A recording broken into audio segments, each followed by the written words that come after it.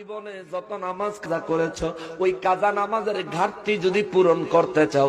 আমি একটা ফর্মুলা, একটা পন্থা তোমারে বাতায় দিতে পারি। বলে দিব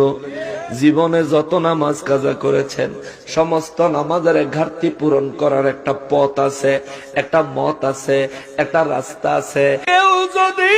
মাগরিবের 3 রাকাত ফরজের পরে 2 রাকাত সুন্নাত আদায় কইরা পরে যদি 2 রাকাত মাগরিবের নামাজের নফল আদায় করার শেষে